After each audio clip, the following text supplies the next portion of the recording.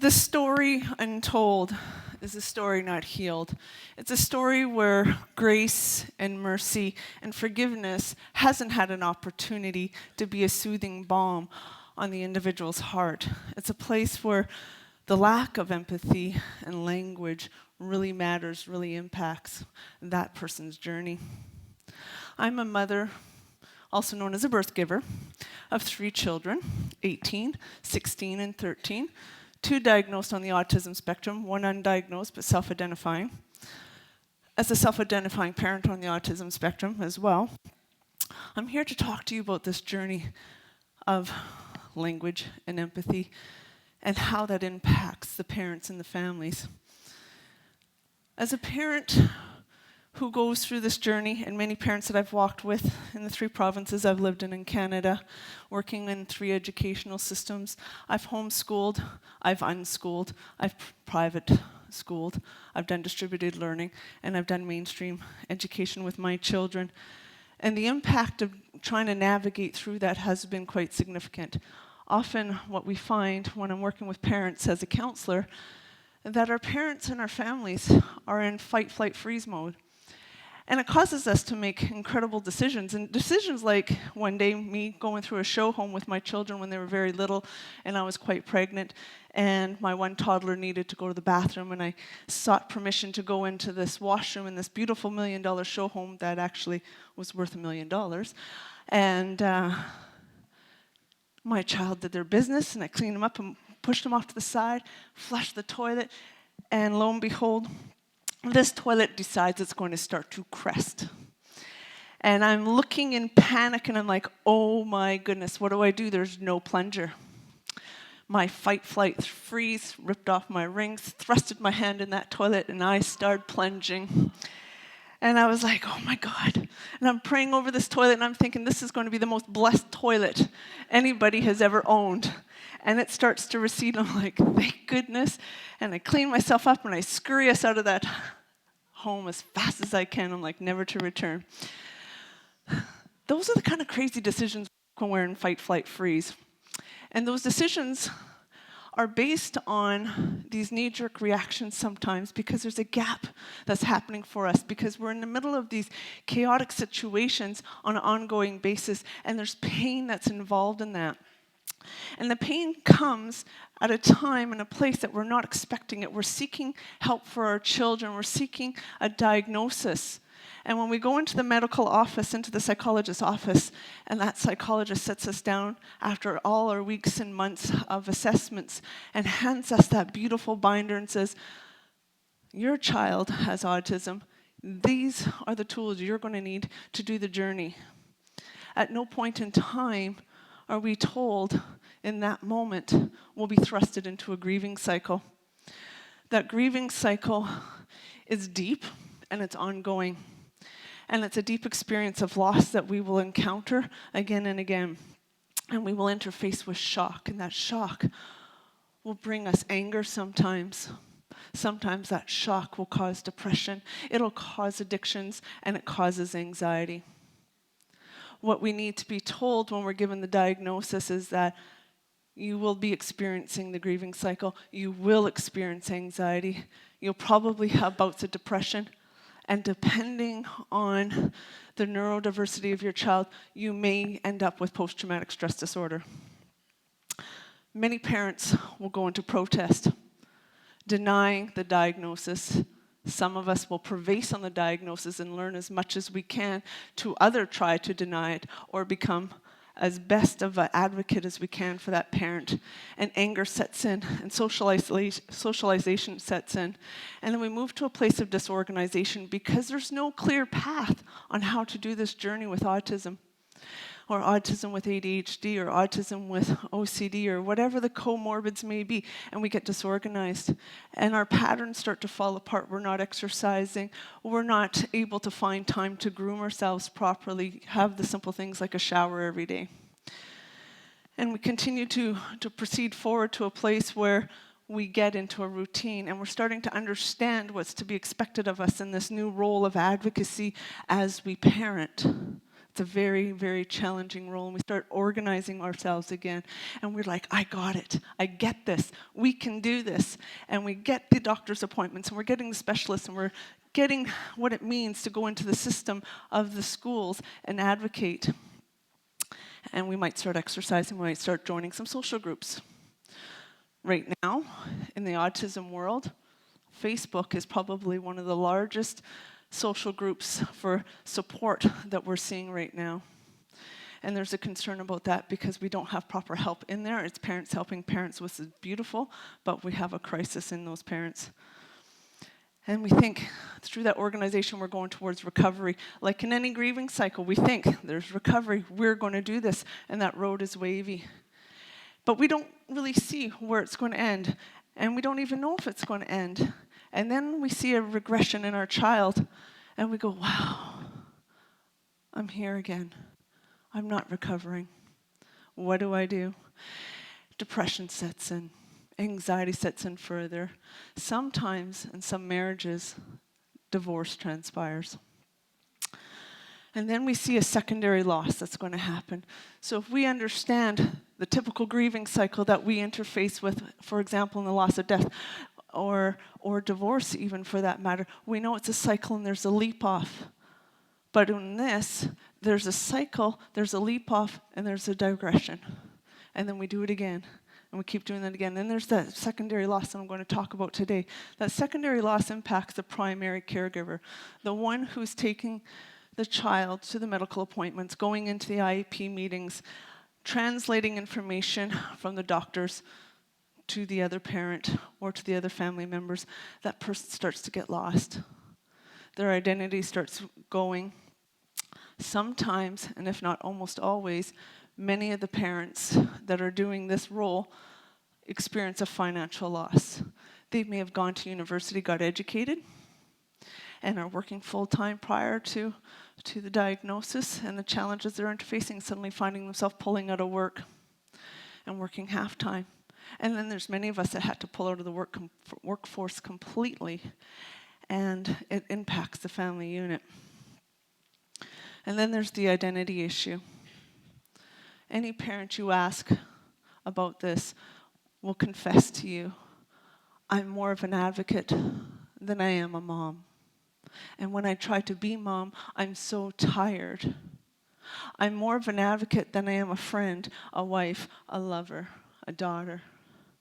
And it's a very confusing place to be. And it's a very frightening place to be. And it's a vulnerable place to be because you get lost in the system of confusion while you're passionately seeking how to care for your child. And the loss of dreams are incurred. Those loss of dreams come in a variety of different packages. The biggest one is going, will my child be able to go out and live independently? Will my child be able to achieve the vision I hoped for when I was carrying my child in my womb? Other loss of dreams are, again, the family unit breakdown. Or simple things like going on a holiday and not being able to do that because your child cannot tolerate the transition that's about to take place. And that transition actually causes trauma. Some people might see it as disobedience, but it's actually trauma on the mind, and therefore the spirit of the child. And so all these things start getting rearranged and changed for how life looks.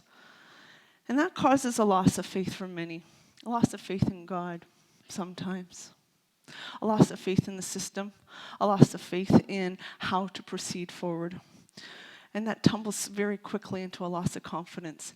And you see depression increase here. And you see anxiety increase here. And you see health issues increase here. And you see addictions often increase here. And socialization. And then the security gets fractured. It could be a marital security, a complete family breakdown, perhaps bankruptcy in the family because the costs and the burden of supports to help that child succeed far exceeds the ability to pay for what's coming forward. And it harms the family. The sense of security in self going out into the public and engaging thoughtfully in relationships, the sense of security as a whole gets impacted greatly. And it gets impacted greatly because the support systems start failing. For many of us, the immediate family doesn't get the diagnosis. They want to reject it because it's not my genes. Or you're not parenting well enough. You don't have strong enough boundaries because they don't understand the neurology of the child. And it looks like, from the outside, that you're being really relaxed in how you're addressing your child and training them in the way they should go. But in essence, the parent is trying to gently move them along so further trauma doesn't happen. And they get isolated from family members and friends. They don't really understand what's going on and don't know how to walk alongside you and say, hey, you haven't come out for a few weeks for lunch or tea. Where are you? Are you okay? Those kind of things start falling off the edge and you start walking alone. And it becomes a long journey, alone, working with your child until you find someone who's doing the same journey and gets it. And then there's this instant connection. Those are the blessings in disguise. And so you might be curious, what does this have to do with you as educators, perhaps? I'm going to focus in on what I like to call the elephant in the room. It's the IEP meetings and us getting ready for our IEP meetings. That's one of the most challenging journeys for us as parents because guaranteed 2 to 3 times a year when that IEP meeting occurs, that parent has to interface with the initial trauma of the diagnosis that is a trigger for the grieving cycle to start again.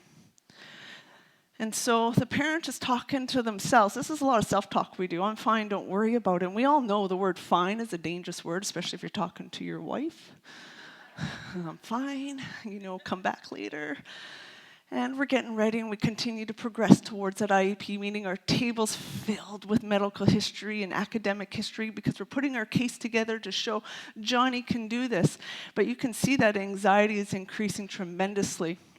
And the weight is coming down on that parent, mostly because that parent's doing their journey alone.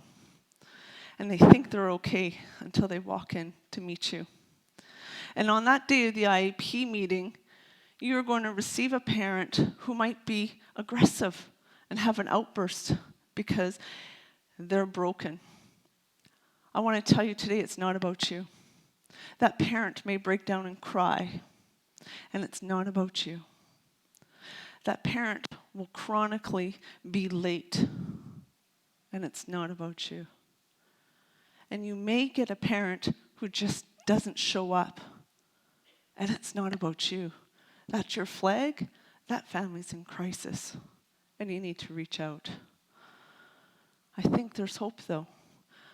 I am convinced, after almost 20 years of working in the educational system, our teachers, our educators are our primary frontline workers. You are with our children to 6 hours a day, sometimes more.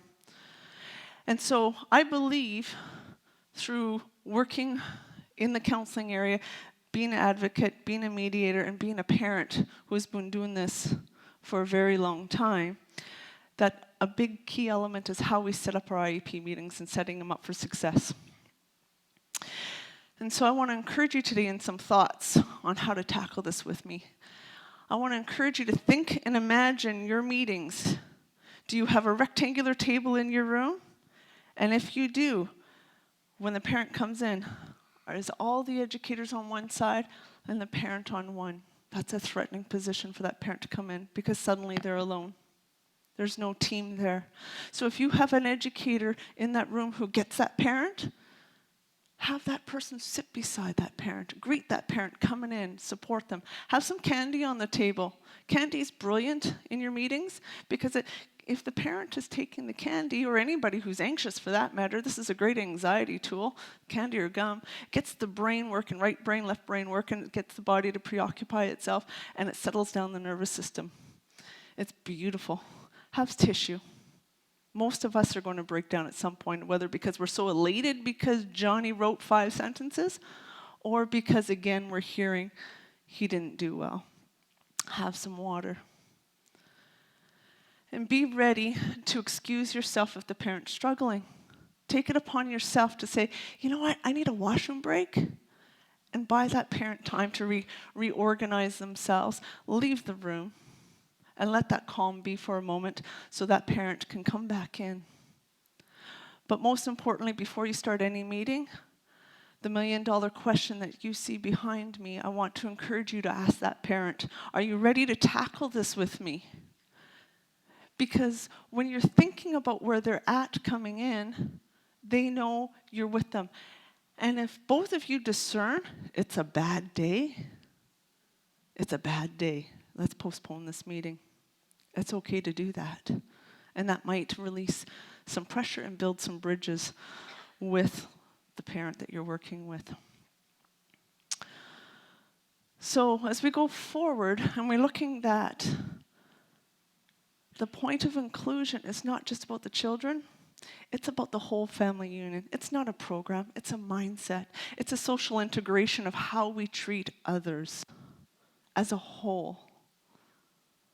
And we need to take the whole encompassing experience together to ensure that we're meeting the needs of the child. Because if the child's winning, the educator's winning, the parent's winning, every single time. So today, I'm asking you to step forward and to be seen and ask yourself, if not me, then who? And if not now, when?